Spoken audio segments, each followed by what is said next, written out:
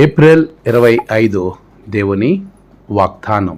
మునుపటి కంటే అధికమైన మేలు మీకు కలగజేసేదను. యెహెజ్కేలు 36:11.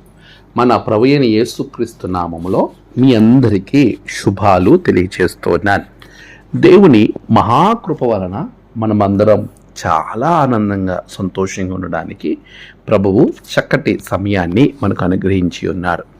ఈ సమయాన్ని బట్టి దేవాతి దేవునికి నేను కృతజ్ఞతాస్తుతులు చెల్లించుచూ ఉన్నాను.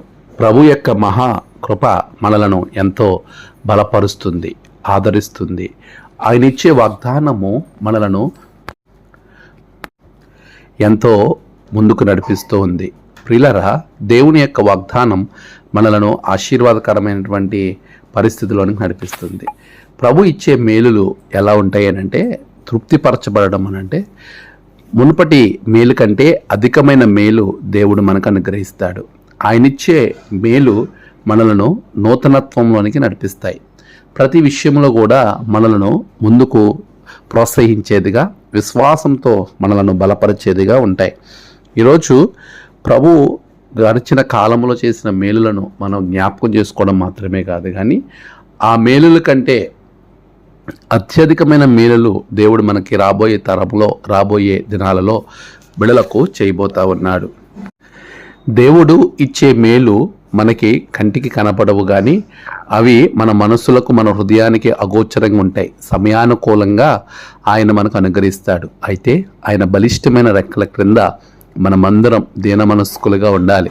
ఆయన చేసిన ఉపకారములలో దేనిని మరొక మనము ఆయనకి స్తుతులు చెల్లించేవానిగా ఉండాలి. ఆయన చేసే మేలు కొరకు విశ్వాసముతో కనిపెట్టేవారంగా ఉండాలి. అప్పుడు మనకి ప్రభు ఆ అద్భుతమైన మేలును, మునుపటి కంటే అధికమైన మేలును మనకు అనుగ్రహిస్తారు. ఆయన అనుగ్రహించే మేలు ద్వారా మనము అనేకులను దేవునిలోనికి నడిపించుటకు ప్రభు మనలను దీవించి బలపరుస్తూ ఉన్నాడు. కనుక మన జీవితాలలో ప్రభు ఇచ్చే మేలును పొందుకుని మనం సంతోషంగా ముందుకు వెళ్ళే వారంగా ఉండాలి. ఆ మేలే మనలను సంతోషంగా, ఉత్సాహంగా మనలను దీవిస్తుంది, మనలను ముందుకు నడిపిస్తుంది, మన జీవితాలను ఆశీర్వాదకరంగా మారుస్తూ ఉంది. ప్రియులారా, దేవుడు అధికమైన మేలులతో మిమ్మల్ని తృప్తిపరచబోతా ఉన్నాడు. ఆ అధికమైన మేలును పొందుకోవడానికి ప్రభు దగ్గరికి నువ్వు రాగలుగుతున్నావా? అయితే ప్రభు యొద్ద ఇప్పుడే మోకరించి ప్రార్థించు. ప్రభు నిన్ను, నీ కుటుంబాన్ని మునుపటి కంటే అధికమైన మేలులతో దీవించునుగాక. ఆమేన్. ప్రార్థన. సర్వశక్తిమంతుడా, గొప్ప దేవా, నీకు వందనాలు. నీ బిడ్డలు ఏ మేలు కొరకైతే ఎదురు చూస్తున్నారో ఆ మేలును మీరు అనుగ్రహించండి. నేడు వారి ప్రయాణాలు, పనులు, తలపెట్టిన కార్యాలన్నిటిలో గొప్ప జయము, విజయము బిడ్డలకు దయచేయండి. నేడు జన్మదినము, వివాహ దినము, ఆయా విశేష దినములు జరుపుకుంటున్న బిడ్డలను బహుగా దీవించండి. తమ ప్రియులు కోల్పోయిన వారి కుటుంబాలకు నెమ్మది, ఆదరణ దయచేయండి. దినదీవులతో నింపమని యేసు నామమున ప్రార్థించి వేడుకొంచున్నాం తండ్రి. ఆమెన్.